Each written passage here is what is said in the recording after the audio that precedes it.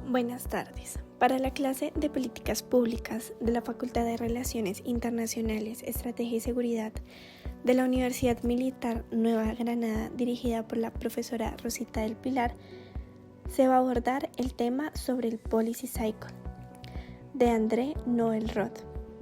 Políticas Públicas, Formulación, Implementación y Evaluación, a cargo de María Paula Caicedo y Valeria Carvajal. Antes de explicar qué es el ciclo de la política pública, es importante entender primero qué es política pública. André Noël Roth establece en primer lugar cómo a partir de los contextos políticos, económicos, sociales, entre otros, se debe responder a ciertas problemáticas de una nueva agenda política, y de esta manera las políticas ejecutadas desde las autoridades públicas, además de solucionar estas problemáticas, reflejarán la distribución de poder y las funciones de esta. Las políticas públicas, entonces, según este autor, pueden entenderse como los programas de acción que representan la realización concreta de decisiones, a la vez que es un medio usado por el Estado para modificar comportamientos dentro de la sociedad mediante el cambio de las reglas de juego vigentes hasta cierto momento. El ciclo de la política pública se creó con el fin de organizar de una manera simple y mediante una secuencia el análisis de la formulación de políticas públicas, que puede ser tanto una ventaja como una desventaja por la forma en que se aborda. Es una herramienta heurística mediante la cual se puede dividir y luego analizar cada una de las diferentes etapas de una política. Inicialmente fue propuesta por Lasswell en 1956, quien fue el fundador del análisis de las políticas modernas, y posteriormente replanteada por Jones para 1970. Pese a su simplicidad, que es criticada por varios académicos al, según ellos, reducir el margen de análisis de la interconexión del flujo de las políticas, es un modelo bastante útil al ser general y adaptable a cualquier tipo de política pública, porque consigue ordenar el análisis de la dinámica compleja de la formulación, provocando su uso hasta la actualidad, y que se tome como un modelo normativo. Sus 5 etapas son la identificación del problema, la formulación de soluciones, la toma de decisiones, la implementación y, finalmente, la evaluación. Cabe resaltar que no en todos los casos se consigue un proceso lineal en el que se siga al pie de la letra este parámetro conductual. Fase 1. Identificación del problema. Demanda de la acción pública. En este punto, los gremios, los partidos políticos y los sindicatos reconocen que existe un problema. Es así como solicitan al gobierno que lo inscriba en la agenda política. Agenda Setting. Fase 2. La formulación de soluciones. Propuesta de una respuesta. Después de que se inscriba en la agenda gubernamental, se empiezan a buscar distintas propuestas para solucionarlo por parte de la administración. Fase 3. La toma de decisiones. Política efectiva de acción. Los actores e instituciones autorizadas, que en el caso colombiano serían el Congreso de la República y el gobierno encargado en ese periodo, deberán tomar la decisión después de examinar todas las posibles soluciones, que ya se han postulado y dan una respuesta para poder realizar el siguiente paso. Fase 4. La implementación. Impacto sobre el terreno. En este punto se pone en marcha la solución que se eligió, o puede que la administración decida no implementar ninguna, mostrando así que el decisor tiene bastante poder a la hora de llevar a cabo la implementación. Fase 5. La evaluación, acción política o reajuste. Finalmente, en la última etapa, la respuesta que se le da al problema es evaluada por distintos actores, tanto sociales como políticos. Policy Evaluation. Está claro, como ya se dijo, que en la práctica es imposible seguir en todos los casos el mismo proceso. Por esa razón, se puede iniciar en cualquier punto, emitir alguna etapa o invertirla, Otra ventaja que tiene este modelo es que puede romper con la versión jurídico tradicional, dando paso a un enfoque mucho más amplio y realista, porque considera varios puntos sociológicos y políticos que otros no tienen, puesto que las decisiones se dan a través de un proceso sociopolítico donde intervienen varios actores que afectan la vida de los ciudadanos. Ahora bien, existen una serie de consideraciones críticas al policy cycle. Está claro que el policy cycle ha generado un desarrollo importante en el análisis de las políticas públicas, enfocándose directamente en el mayor entendimiento del accionar estatal. Gracias a la investigación empírica, además de enfocarse más en los procesos que en las instituciones, ha segmentado la política pública para facilitar su análisis y vincular el estudio en puntos específicos. Sin embargo, ha recibido varias críticas que han ayudado a desarrollar otros enfoques, como es el tercer grupo.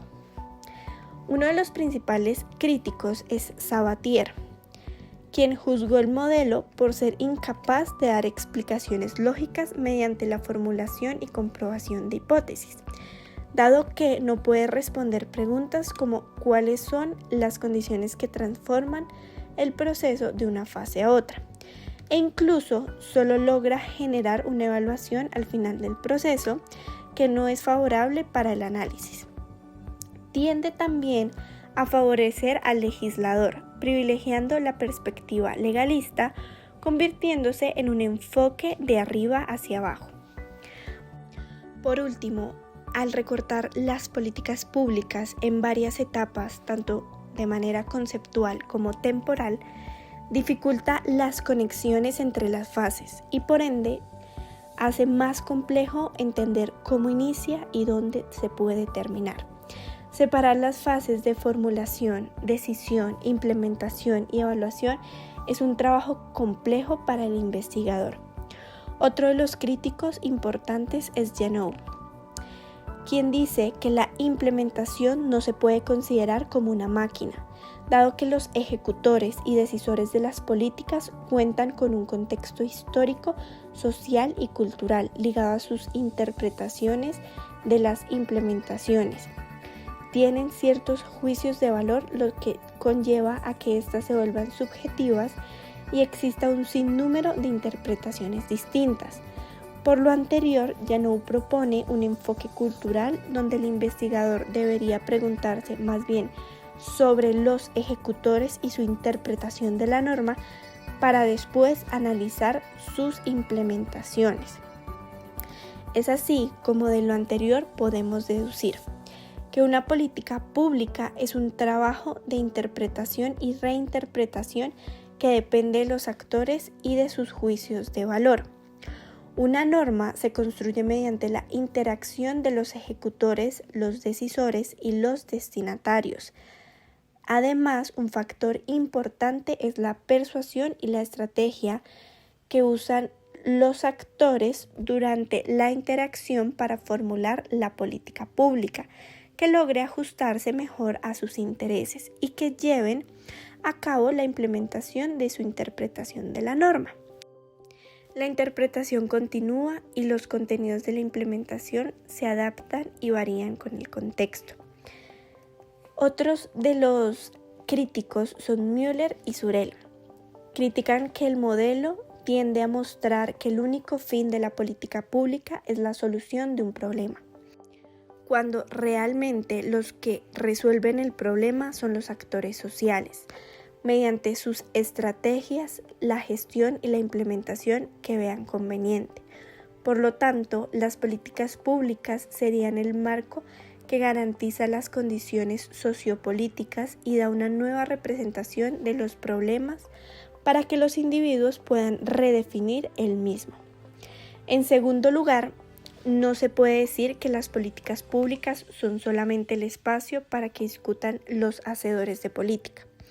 Los policy makers no son simplemente un conjunto de estrategias, sino que cuentan como un elemento de participación donde interactúan con las formas tradicionales de participación como lo son el voto o la militancia. Es así como se puede ligar las políticas públicas a la dinámica y a los actores de la política, politics, y a las interacciones de la evolución de la política. Para ejemplificar el ciclo de la política pública, este puede ser aplicado a la reforma tributaria colombiana de 2021. En principio, para la fase 1, la problemática es el déficit fiscal del Estado colombiano, identificado por las autoridades encargadas, en este caso el Ministerio de Hacienda Pública y Crédito, en cabeza del ministro Alberto Carrasquillo. De esta manera, se solicita la acción pública a través de una reforma tributaria que es inscrita en la agenda del sistema político, ya que la propuesta o el proyecto de ley que establece esta reforma es presentada ante el Congreso.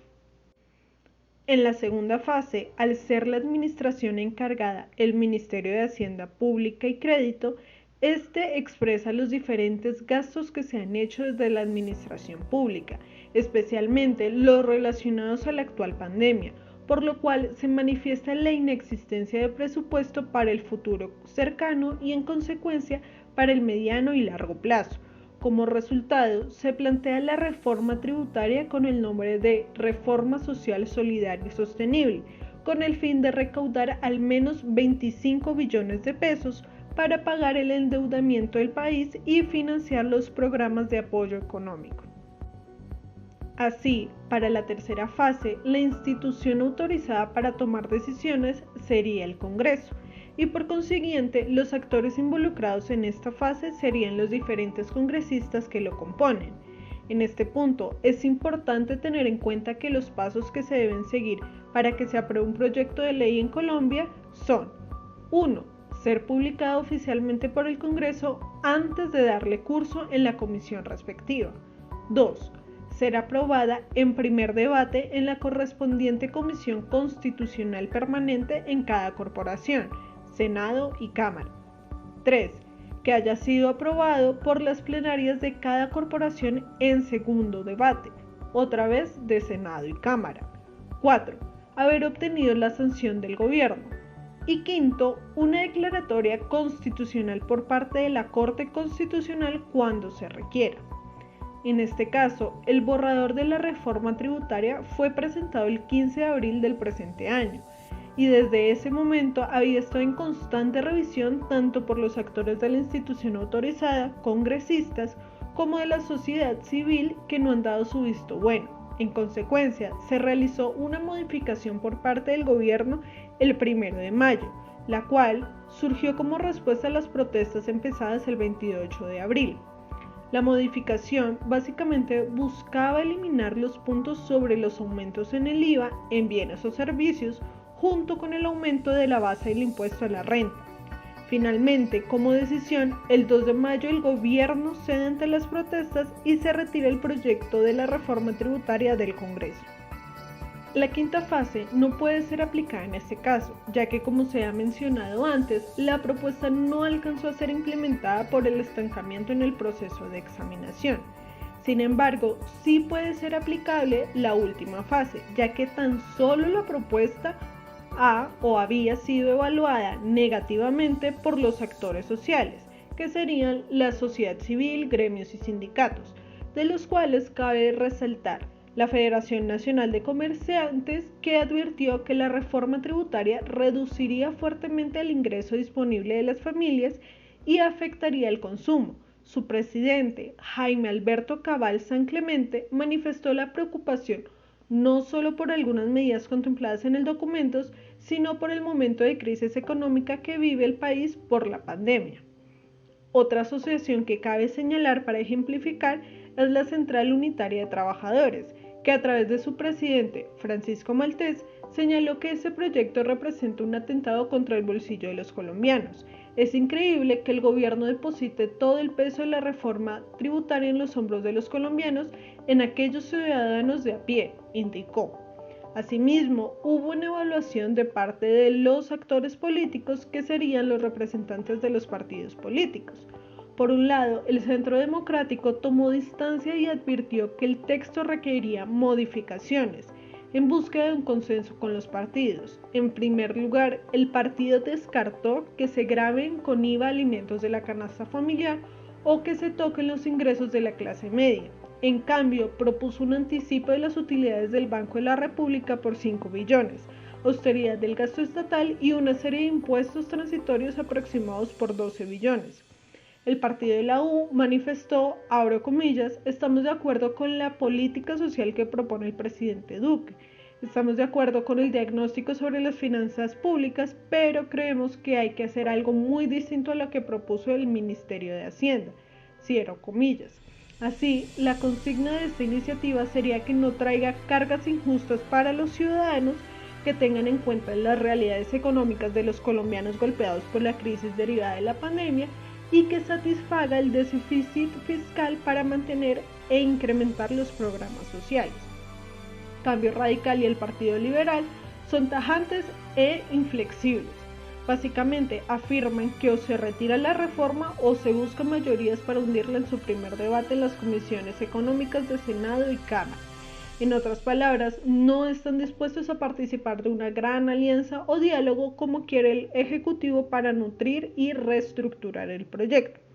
Por último, Alianza Verde está en contra del texto presentado por el gobierno.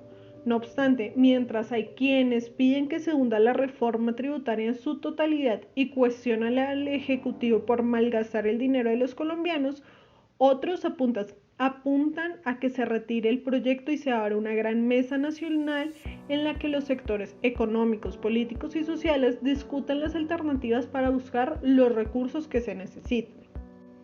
Teniendo en cuenta lo anterior, se evidencia cómo inicialmente no se había dado un reinicio total al ciclo de la política pública, debido a un estancamiento en la fase 3 de examinación y decisión y en la fase 5 de evaluación, aunque finalmente sí se da un reinicio del ciclo en el momento de la declaración del presidente, abro comillas, le solicitó al Congreso de la República el retiro del proyecto radicado por el Ministerio de Hacienda y tramitar de manera urgente un nuevo proyecto fruto de los consensos y así evitar la incertidumbre financiera. En el caso de la reforma tributaria como política pública, además, es evidente la crítica mencionada anteriormente con respecto a situar la evaluación solo al final del proceso, ya que, como se mostró anteriormente, hubo un proceso de evaluación por parte del Congreso y la sociedad civil, esta última manifestada a través de múltiples y consecutivas protestas. Por otro lado, como se mencionaba en la parte de críticas, los ejecutores de la política, al estar inscritos en determinados contextos, interpretan, de acuerdo a su sistema de valores, lo que consideran más apto para solucionar la problemática, el déficit fiscal.